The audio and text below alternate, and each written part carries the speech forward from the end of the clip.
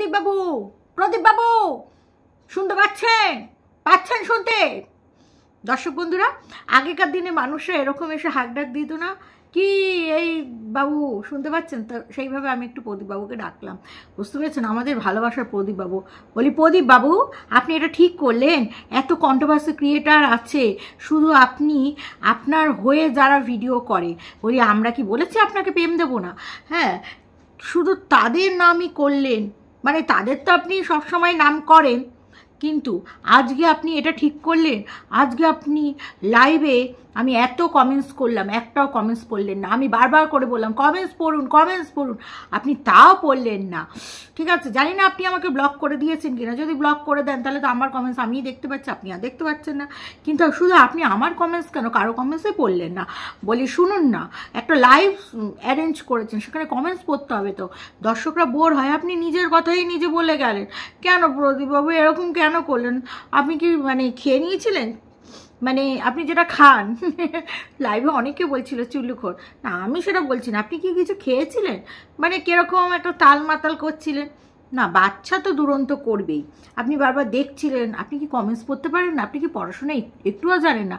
আরে বাবা, ইংলিশ কমেন্টসগুলোকে বাদ দিয়ে দিয়ে বাংলা কমেন্টসগুলো পড়তে পারতেন। ও আপনি তো বহুত চালাক, বহুত চালু হ্যাঁ আপ, কিউকি আপনি যদি কমেন্টস পড়তে যান, ইংলিশ কমেন্টস না পড়লে এই আমরা বলবো, সেই জন্য আপনি সব কমেন্টসগুলোকে ইগনোর করে গেলেন। আপনি তারপরে কি বললেন? লাইভটা শেষ হওয়ার আগে একটু মুহূর্ত আগে কি বললেন? আপনি ঢেপসিতাকে রিকোয়েস্ট করলেন। কি রিকোয়েস্ট করলেন? গানের রিকোয়েস্ট করলেন। কেন কেন কেন কেন কেন? আমি ওই কিমার দাল্লির মতন বলছি, আমরা কি গান জানি না? শুনুন না, আমি একটা গান গাইব। যাব কি যাব না ভেবে ভেবে আর যাওয়া তো হলো না, পাবো কি পাবো না ভেবে ভেবে আর পাওয়া হলো না। এটা এখন মিনার অবস্থা। আপনি বোঝাতে চাইলেন যে কারোর কথায় কান দেবেন না। শুধু প্রদীপ বাবুর কথা কান দেবেন, বিশ্বাস করবেন। আর যদি এই নাটকের অবসান হয়ে যদি মিনাও ঢুকে যায়, তারপরেও কি আপনারা প্রদীপ বাবুকে বিশ্বাস করবেন? হ্যাঁ করবেন। তখন প্রদীপবাবু এই নাটকটাই করবে যে বাচ্চার জন্য ঢুকিয়ে নিয়েছি।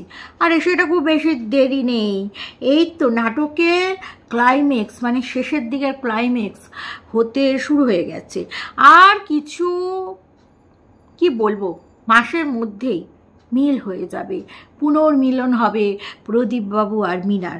এবং প্রদীপবাবু তখন বলবে, ওই নষ্টা মেয়েটাকে আমি নিতে চাইনি, শুধু নিতে হলো আমার বাচ্চাটার জন্য।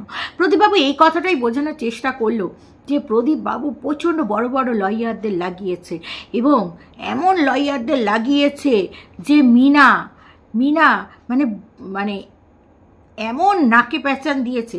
এবং মিনা তো বলেই দিয়েছে যে মিনা সব দিক থেকে লস খেয়ে গেছে।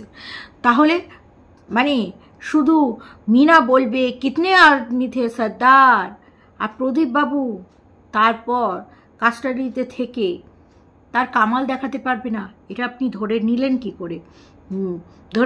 কি করে?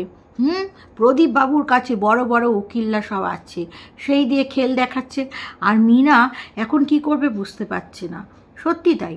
হ্যাঁ, এত দিন বাচ্চার কথা মনে পড়লো না। যেটা শুনেছি সেটা হচ্ছে, যেদিন গেল সেদিন বাচ্চা নিয়ে গেল না। তারপরে যখন থানা থেকে বলেছিল বাচ্চা নেবে কিনা, তখনও মিনা বললে এখন না পরে।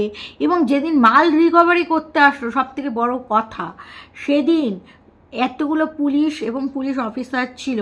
সেদিন যদি মিনা তার সন্তানকে নিয়ে যেতে চাইতো, কোনো পৃথিবীর কোনো শক্তি নেই মা তার সন্তানকে নেবে।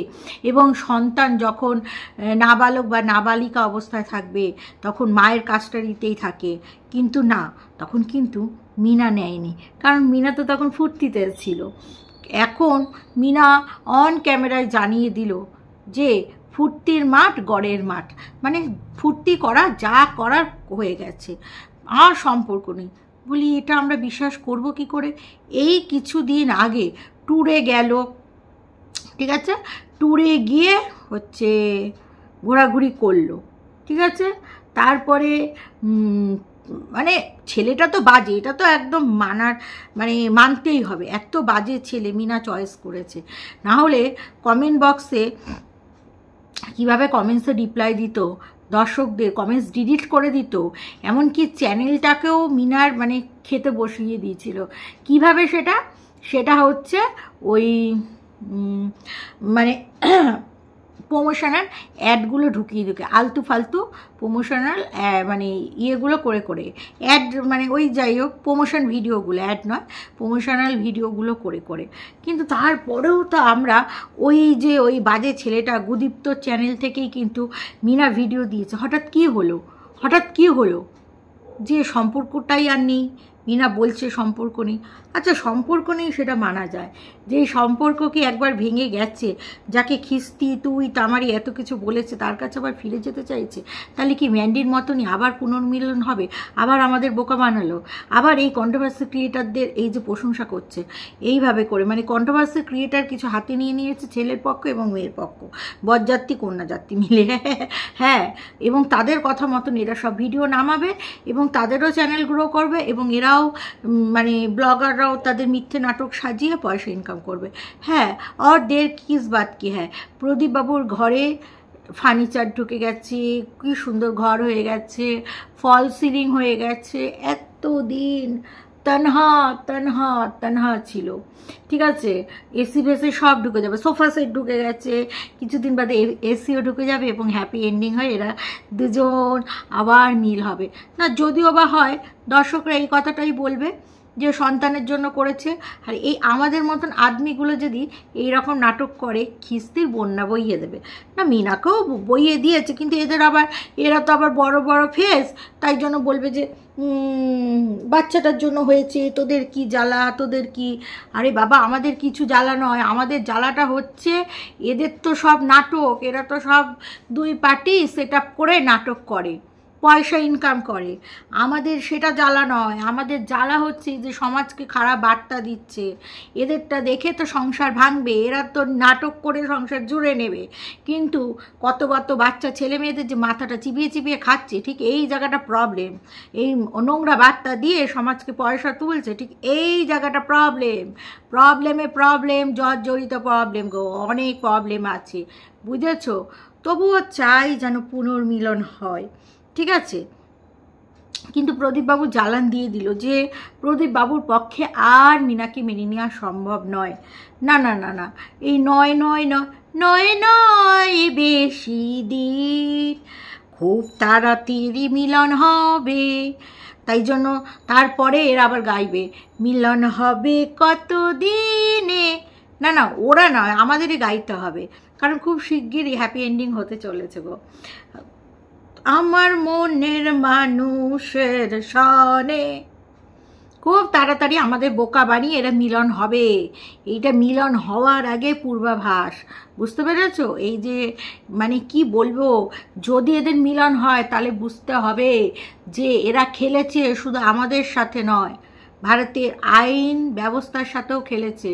কারণ এরা দেখেছো তো কীভাবে ডিভোর্সের নাটক করে, মাল রিকভারি করে, কোর্টের ডেট বলে, এত কিছু করে যদি মিল হয় তাহলে কি বলতে হবে?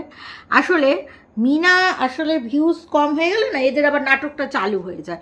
ভিউজটা একটু কম হচ্ছে, তখন এবার মিনা একটু প্রথমে একটু গালিগালাজ করলো, তারপরে দেখলো হ্যাঁ পাবলিক খাচ্ছে, তারপরে মিনা আবার এই নাটকটা করলো। হ্যাঁ এটাও পাবলিক গদগদ করে গিলে নিয়েছে।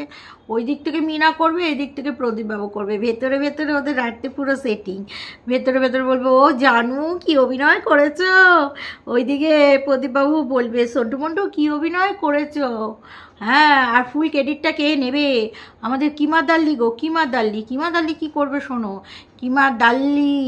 কিমা দাল্লির ভিডিও থেকেই তো বোঝা যাচ্ছে যে পুনর্মিলন হতে চলেছে, যেমন ঝিমি আর রিতমকে মিলিয়ে দিয়েছে।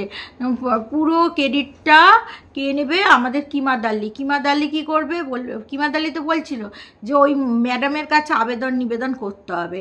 কিমা দাল্লি নিজেই মানে বলবে আবেদন নিবেদন করেছে, এইসবের মধ্যে আমি কি, ওরা এক হয়ে গেছে বাচ্চাটার জন্য। কারণ কিমাদালির তো 50,000 পূর্ণ হয়ে গেছে, পয়সা করিও তোলা হয়ে গেছে, বিদেশ থেকে যে টাকা পয়সা এসছে ওই দেশ থেকে সেগুলো কিমাদালি বহু ঝেড়ে বাড়ি ঘর রং চং সমস্ত করেছে, প্রদীপবাবুকেও দিয়েছে ভাগ, প্রদীপবাবুরও সব কিছু হয়েছে। আর কয়েক মাস হলে 1 বছর হবে, 1 বছর ধরে ভালোই পয়সা লুটেছে। এই এক খেলা তো আর বেশি দিন নয়, তাই নয়? তবে হ্যাঁ, প্রদীপবাবু কিন্তু বাচ্চা নিয়ে খেলাটা ভালোই করেছে। বলছি প্রদীপবাবু, এখনও বিশ্বাস করতে পারছি না যে আপনি সত্যি কথা বলছেন।